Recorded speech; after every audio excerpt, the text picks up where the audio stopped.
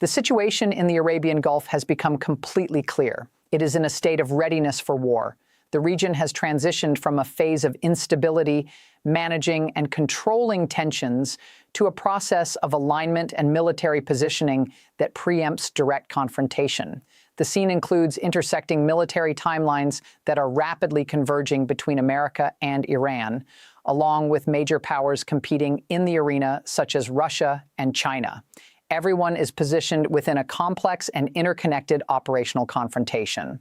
The current crisis is defined by three simultaneous escalatory tracks. There are rapid and powerful fortification operations underway for the nuclear infrastructure and Iranian command centers in Isfahan. This is being met with an advanced offensive deployment of the U.S. Naval Strike Force, centered around aircraft carriers. At the same time, there is a calculated and precise entry of Russian and Chinese naval vessels into the Strait of Hormuz to create a balance of sovereign power in the region.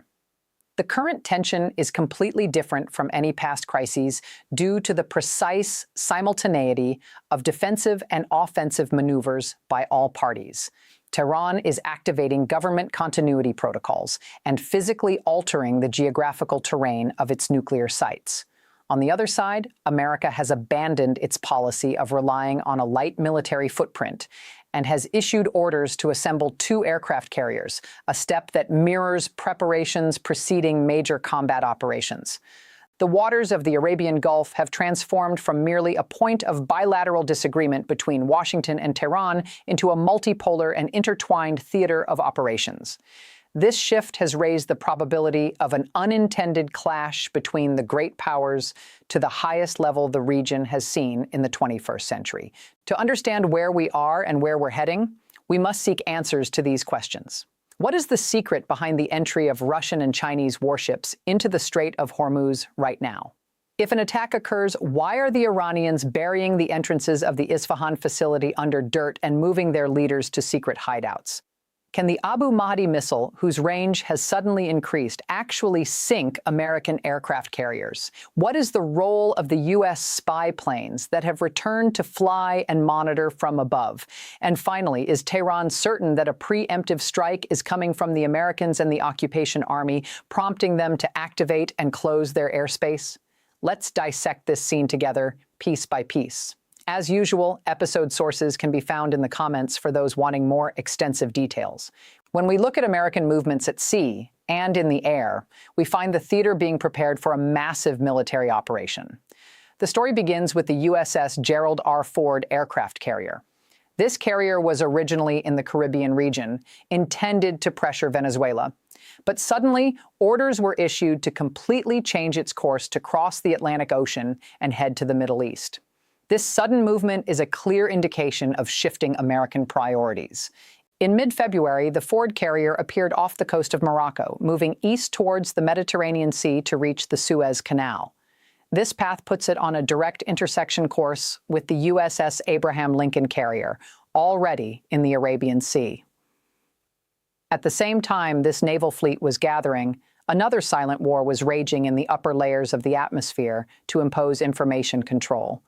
The U.S. Air Force moved its advanced U-2S reconnaissance aircraft, known as the Dragon Lady. This dangerous plane took off from RAF Fairford Base in the UK, heading for the Mediterranean. This aircraft is not ordinary. It's a strategic asset being positioned to conduct deep surveillance operations. Its flight path indicates it's heading to RAF Akrotiri Base in Cyprus, a known forward operating base for the 99th Expeditionary Reconnaissance Squadron. One might ask, why would an aircraft representing relatively old technology play a crucial role in a modern crisis like this? The answer lies in the U-2S's unique ability to carry heavy, multispectral imaging and sensor equipment at altitudes exceeding 70,000 feet. Unlike satellites, whose orbits are known and time over target is short, this plane can loiter and hover over a target for long hours. America uses this plane to penetrate Iranian earthen shields, as it's equipped with the advanced ASARS-2B synthetic aperture radar system. This system can create high-resolution radar maps revealing underground voids or any change in soil density. This information is vital for analysts to understand the extent of the tunnel network in Isfahan and determine if the earth backfill is hiding the facility or providing blast protection. The plane also gathers signals intelligence to map the locations of Iranian air defense radars like the S-300 and Bavar 373 systems and monitors communications between the secret hideout, Base 8, and field units. But away from these scenes, something bigger was brewing on land. While the sea witnessed a massive buildup of offensive power, Iran was experiencing a frantic campaign of defensive fortifications. All focus was on Isfahan, the heart of Iran's nuclear and military-industrial complex. The nature of these preparations integrated high-intensity electronic warfare with field engineering relying on brute force construction, revealing the system is preparing for a prolonged and sustained aerial campaign. In February, satellite imagery showed a radical change in Iranian defensive doctrine at the Isfahan nuclear complex. In past years, air defense relied primarily on surface-to-air missile batteries. However, the current strategy focused on physical denial and underground fortification. Reports from the Institute for Science and International Security confirmed that the entrances to the tunnel complex under Mount Kolang-e-Ghazla, known as Mount Chehel, are being systematically buried. The southern and middle entrances to the underground facility have been completely covered with earth, making them impossible to identify from the air. Why would Iran go to the trouble of burying all these entrances like this? The answer is that this is a deliberate counter-tactic to counter penetrating munitions. The Iranians used heavy transport vehicles and massive equipment to pile huge amounts of earth over the tunnel portals, creating what's called a reactive shield. Modern bunker buster bombs like the American GBU-57 massive ordnance penetrator rely on kinetic energy and a delayed fuse to penetrate reinforced concrete before detonating. By adding a deep layer of earth with varying densities over the concrete tunnel doors, Iran creates an unpredictable variable for the bomb. The earth absorbs the initial shockwave and may cause the fuse to detonate prematurely or alter the bomb's impact angle, reducing the warhead's chance of penetrating the internal blast doors. Additionally, the northern entrance, which previously had some fortifications, is also being filled in.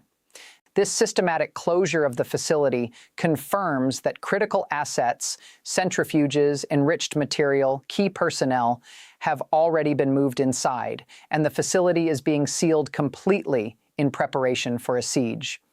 Visual evidence of new concrete reinforcements, along with excavation and earthworks, depicts a facility transitioning from normal operation to a survival mode. Simultaneously, Tehran deployed artillery units and protective nets around Isfahan. This response might seem technologically simple and primitive, but it's a direct adaptation to the evolving threat from small drone systems and loitering munitions. Why would Tehran resort to primitive solutions like nets and old artillery in such an advanced, sensitive location? The secret lies in what happened in January 2023, when the defense factory in Isfahan was attacked by small quadcopter drones carrying bombs. These small, slow plastic drones are radar transparent and proved very difficult for traditional high-altitude air defense systems like the S-300 to detect or engage. The S-300 is designed to shoot down fighter jets at 100 kilometers, not a plastic quadcopter at 100 meters. To close this gap, Iran deployed two things. First, protective nets. Simple but highly effective kinetic nets strung over sensitive infrastructure points like ventilation shafts, cooling towers, and radar arrays.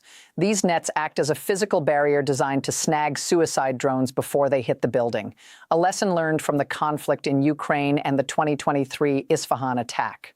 Second, anti-aircraft artillery, AAA. The artillery units deployed near the nuclear sites are mostly radar-guided systems like the Zu-23 mm or derivatives of the Oerlikon 35 mm system like Samavat or Mesbah-1.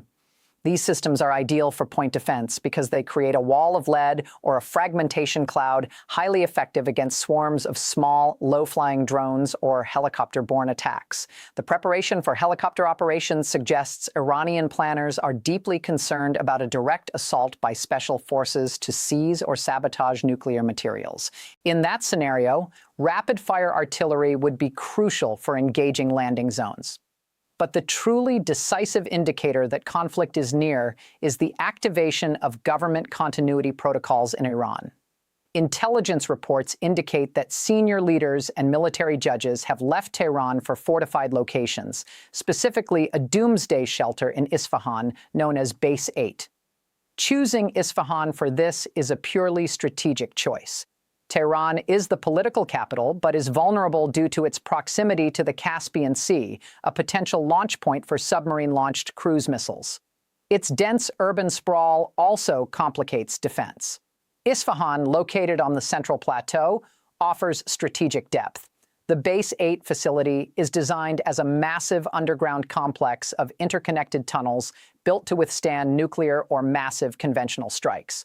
Furthermore, delegating the daily management of the Supreme Leader's office to his son, Mojtaba Khamenei, is a classic government continuity measure. This ensures the decision-making chain remains functional, even if the primary leader is incapacitated or isolated.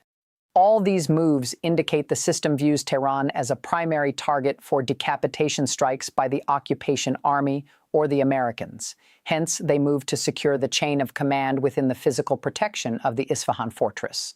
What followed was more dangerous than all the above, as Iran's ultimate security guarantee is its missile arsenal. The current crisis witnessed the unveiling and testing of new capabilities designed to negate U.S. naval control and put large vessels under direct threat. The Abu Mahdi missile, also pronounced Abu Mahdi, is a long-range anti-ship cruise missile changing the engineering calculations across the Gulf theater. The basic version was announced to have a range exceeding 1,000 kilometers. What makes a 1,000-kilometer range missile cause a major crisis now? The answer lies in new reports and tests revealing a submarine-launched version with a range reaching 2,600 kilometers. This range extension is a significant development. The missile uses an AI-assisted guidance system to plot flight paths that evade radar by hiding in terrain or amidst commercial ship traffic. It flies at altitudes skimming the sea surface less than 10 meters, making it invisible to ship radar until it penetrates the radar horizon at less than 30 kilometers, giving the crew only seconds to react. Dubbed a carrier killer, it's armed with a 410-key high-explosive warhead specifically designed to disable or sink large ships. Simultaneously, satellite imagery analysis shows the USS Abraham Lincoln Carrier positioned approximately 678 kilometers from the Iranian coast in the Arabian Sea. At this distance, the carrier is within the striking range of the basic Abu Mahdi missile, 1,000 kilometers. This tactical situation forces the U.S. Navy to rely heavily on its Aegis combat systems and combat air patrols for self-defense. What's the additional danger of launching this missile from a submarine? The danger lies in the ability to launch from Iranian Kilo-class or Fateh-class submarines operating in the deep waters of the Indian Ocean. This allows striking the carrier from completely unexpected directions, south or east. An attack from these directions bypasses the defensive screen of the carrier strike group, which is typically oriented towards the main threat axis, the Iranian coast. Amidst all these naval movements and armaments, a notice to airmen NOTAM was issued closing the airspace over central Tehran on February 19th and 20th. This is a definitive indicator of a major missile test. The closed airspace forms a corridor stretching from central Iran to the Gulf of Oman. This shape matches the test flight path for a long-range anti-ship ballistic missile, like the Khalij Fars or Fateh, or a cruise missile test. Conducting the test at this precise time, with American carriers present, is a clear message from Tehran affirming the readiness of its kill chain. The message directly states that Iran's anti-access area denial, A2AD systems are active and lethal. Ultimately, the convergence of the USS Gerald R. Ford, the USS Abraham Lincoln, and the Russian-Iranian naval security belt creates the most dangerous naval confrontation in decades. That's why everyone is asking, what could happen in the next 48 to 96 hours amidst all this congestion? The answer is that the risk of an accidental incident is very high.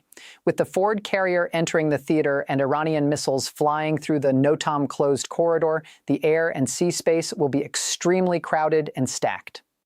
The U.S. Navy's recent downing of a Shahed 139 drone proves that rules of engagement have become flexible and unrestrained.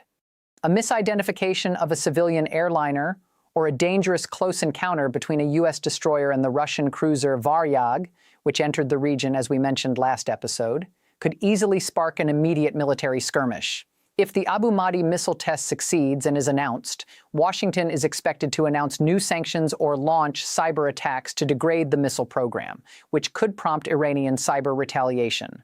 Most dangerous of all is why the leadership's transfer to the Base 8 shelter is a terrifying indicator of a doomsday scenario.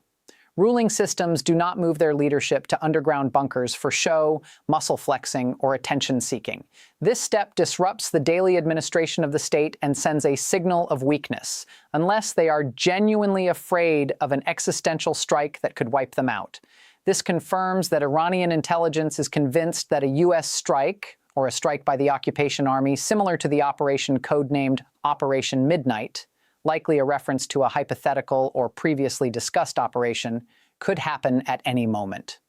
The February 2026 crisis, assuming the original text's February 26, implies a future date or is a typo for the current year, represents a new structural escalation changing the conflict's form, differing from past tensions. The deployment of long-range cruise and hypersonic missiles, the hardening of nuclear sites against bunker busters, and the physical presence of Russian and Chinese warships have made the theater fortified and complex. America's option to deliver a limited strike is disappearing. Any expected military move will face a hardened, layered, and internationally backed Iranian defense network.